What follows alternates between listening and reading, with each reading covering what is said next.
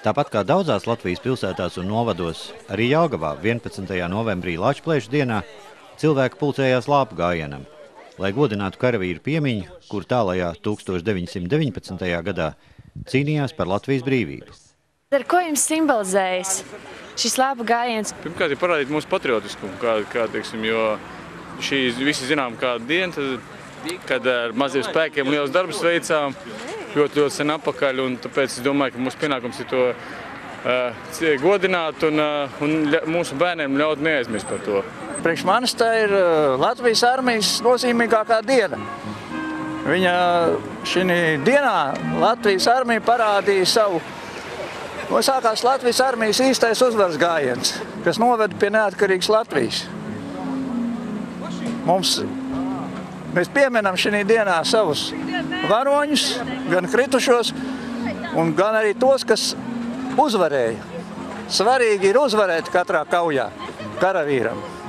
Un nekad neaizmirst tos, kas atdeva savu dzīvību šīs uzvaras dēļ. Jaunatnē jāmāca patriotisms, pastāvēt par savu valsti un atbalstīt mūsu tradīcijas. Atcerēties tos, kas ir cīnījušies, un varbūt kādreiz pašiem nāksies cīnīties. Arī mani mazbērni Rīgā piedalās katru gadu šajos pasākumos un liek svecītes krastmalā. Lāpu gājiens jau tradicionāli virzījās pa Dambu ielu līdz piemineklim Jelgavas atbrīvotājiem stacijas laukumā, kur svinīgajā brīdī jelgavnieks uzrunāja pilsētas un novada domas vadību, pieminekļa pakājē gula ziedi un tika iedegtas svecītes. Kā apliecinājums, mēs atceramies, un mēs esam kopā ar Latviju. Mēs ticam nākotnē, mēs ticam savai valstī, mēs ticam savai tēvu zemē.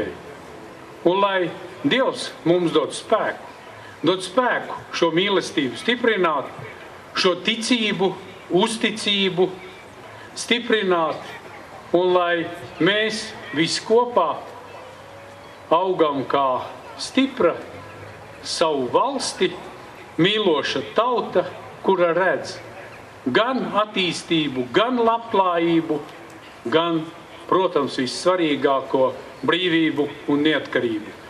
Ar katru gadu Lāpu gājiens Jelgavā kļūst arvien daudzskaitlīgāks, un varbūt pat nav svarīgi, ka ne visi tā dalībnieki precīzi zina Latvijas vēstures faktus, bet tos vieno kāda īpaša sajūta un apziņa, ka dzīvojam brīvā un neatkarīgā valstī.